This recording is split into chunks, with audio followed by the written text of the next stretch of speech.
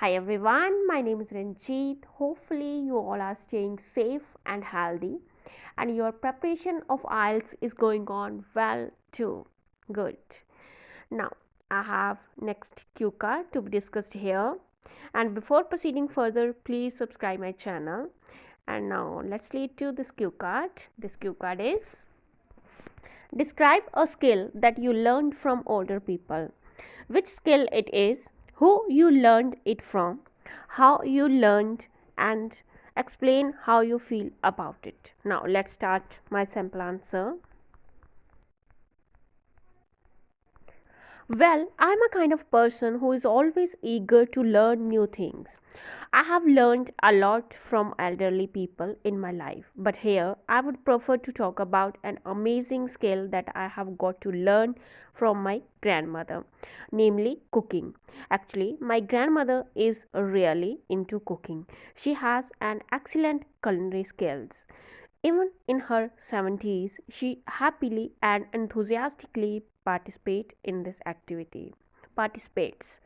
We all are hugely impressed by my grandmother's cooking.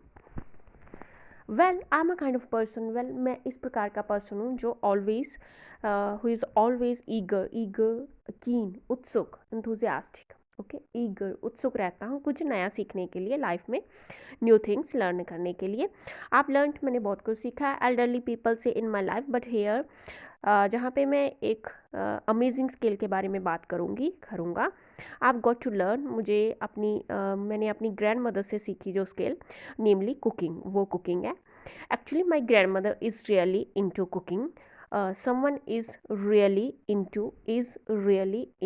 something. This is another way to say I like something or someone likes something too much, very much, so much. Okay, कि instead of I like something you can say I'm really into something. Okay, it means मेरी grandmother उसे cooking बहुत पसंद है. She likes cooking so much, very much. She has an excellent, उसके पास बहुत अच्छी skills हैं, culinary skills, cooking skills हैं. Even in her 70s में भी वो happily, enthusiastically kitchen के कामों में मीन्स किचन के काम करती है इवन इन हर 70s और enthusiastically happily वो इस एक्टिविटी में पार्टिसिपेट करती है. We all are hugely it means बहुत इम्प्रेस्ड, वेरी इम्प्रेस्ड. ओके हम everyone is hugely impressed by her cooking skills, by her cooking, my grandmother's cooking. Okay, now let's move forward. She told me that since her school days she is fond of cooking. Every weekend she used to try her hand at preparing various new dishes. Thus over time she became expert in it. As for how I learned it, since my college days I've been learning this fabulous skill from my grandmother. During lockdown, I had plenty of time as we were not supposed to step out of our houses for some days. So I thought I should make the most of this free time by learning something meaningful or useful. She told me, उसने मुझे बताया, मेरी grandmother ने मुझे बताया कि उसके school के दिनों से ही वो शौकीन थी, कुकिंग की बहुत शौकीन थी. एवरी वीकेंड पे वो अपना हाथ जैसे कुछ नया ट्राई करना. ओके, कुछ नया सीखना ताकि आपको पता चल सके कि आप कितने गुड हो, कितने अच्छे हो उस चीज़ पे. ओके, कुछ नया सीखना.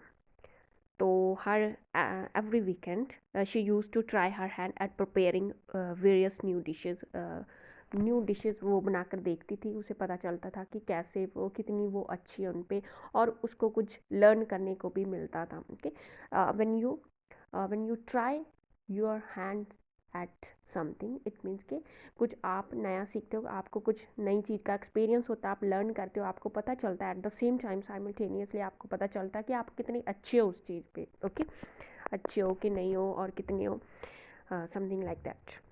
दस ओवर टाइम ऐसे ही over time she became expert, ऐसे ही वो एक्सपर्ट हो गई कुकिंग में.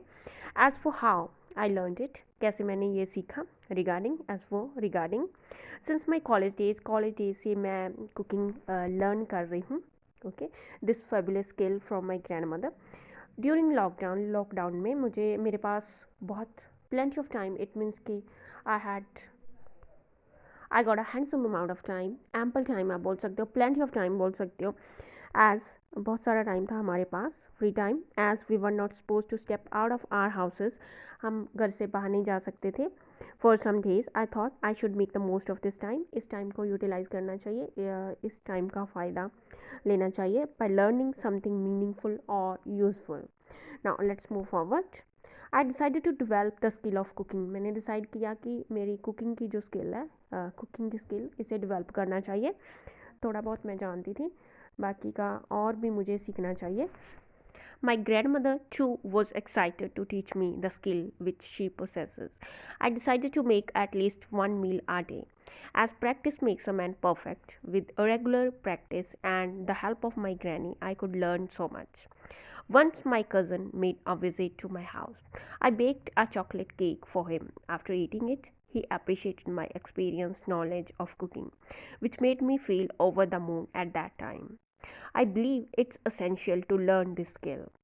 It's very useful for us.